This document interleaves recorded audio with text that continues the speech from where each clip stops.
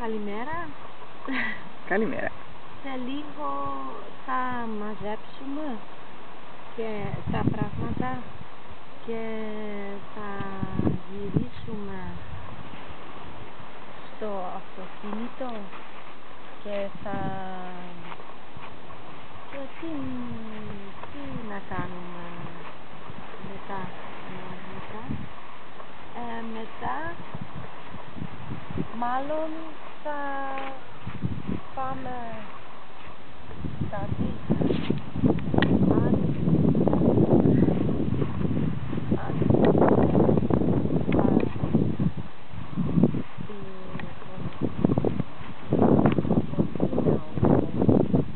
θα πεινάσουμε θα πάμε κάτι.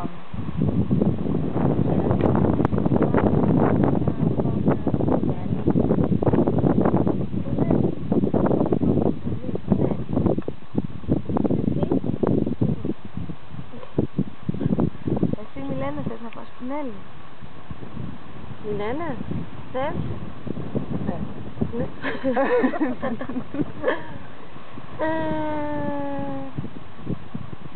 Και τι άλλο? Και μετά το φαγητό θα γυρίσαμε στο σπίτι, θα κάνουμε μπάνιο και μάλλον πάλι θα πάμε στο κέντρο. Βόλτα. Πάμε για βόλτα. Θα φάμε σουβλάκι.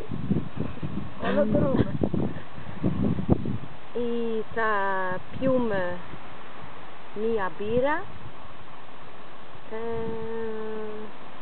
Και αύριο, τι θα κάνουμε αύριο? Δεν ξέρω, τι να κάνουμε αύριο? Αύριο είναι Σάββατο. Ναι, είναι. Αύριο... Έχεις ιδέα? Δεν έχω ιδέα. Γιατί? Γιατί φτιάχνεις το πρόγραμμα? Οκ. Τότε... Οκ, τι είναι οκ? Εντάξει. Εντάξει. Αλλά οκ. Θα... Κατάλαβα. Καταλαβαίνεις. Οκ. Εντάξει.